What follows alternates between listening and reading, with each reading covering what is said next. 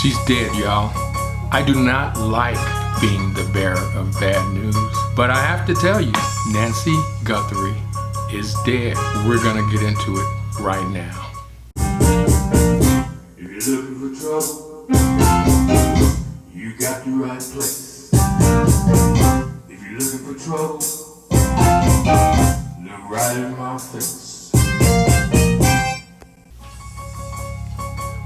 So if you've been following this story, it's going into the third week. Nancy Guthrie, the mother of Savanah Guthrie, a prominent journalist. Her mother went missing. They have camera footage of a man with a stocking cap over his face. He's got on gloves. He's got what looks like a pistol in his front waistband.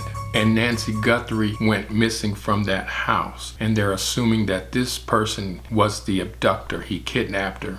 They're thinking she was kidnapped for money, but the only demand for money came through the press, and so it really doesn't seem to be very legitimate. Normally, if you kidnap someone for money, it's the family that you contact. You tell them to keep the police out of it. You tell them where you want the money delivered to. You make those arrangements. The whole idea is money. You want to get the money. Well, no one has contacted the Guthrie family. The person who put out this demand for money through the media, they don't know who that is. But again, doesn't seem legitimate. The Guthrie family has even offered to pay. All they want is to show proof of life. Savanah said it on camera. Show me that my mother is still alive and we will gladly pay you to get her back. Now, there's an award that has been offered for any information leading to arrest of the man who was seen on the camera at the Guthrie home. It started out at $50,000 and they later raised it to $100,000. I think that may be the best hope. Someone will come forward who recognizes that guy. $100,000 is a pretty good incentive, so hopefully someone will eventually turn him in. But let's go over it. You know, like I said, almost 3 weeks. So the state of her health was very delicate.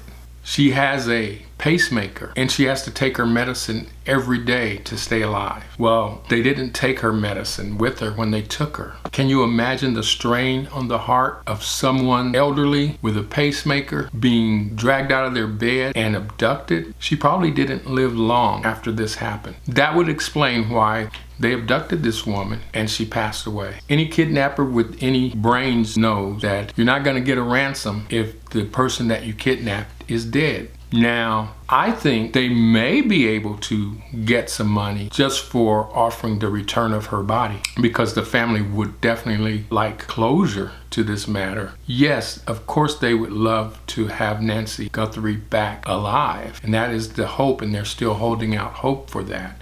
But I say the likelihood of that is really close to zero, but you might want to do something to make it worth the while of the abductor to at least let you know where the body is so you can bury her. It's a very sad situation. My heart breaks for the family, but this is just the reality of the situation. Again, a kidnapper knows that they're going to have to prove that that person is still alive to collect a ransom. I mean, you've seen the movies.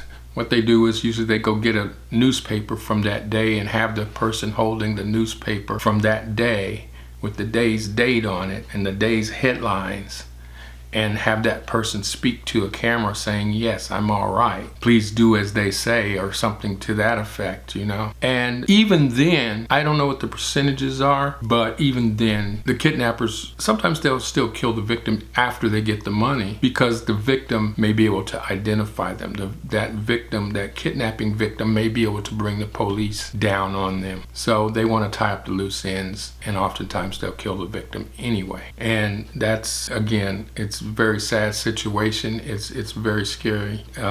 It's just a terrible situation for a family to be in, because you have to make these decisions whether you want to pay and take the chance of still not getting your loved one back, or whether you want to bring in the police and try to find these people and maybe rescue that loved one while they're still alive, if they're still alive. It's a tough situation, but in this case, again, she's dead. There's really no other explanation for the way this has gone down. if she were alive. Again, they would have contacted the family, shown proof that she's alive, and tried to collect the money. Maybe have them wire some money to a offshore bank account or something like that. But that's really all I have to say about this story. I'm the Texas Troublemaker. Subscribe to my channel. I will always tell you the truth as I see it. And that's how I see this situation. So I think we'll wrap it up right there. Till next time. If you're looking for trouble, you got the right place. If you're looking for trouble, look right in my face.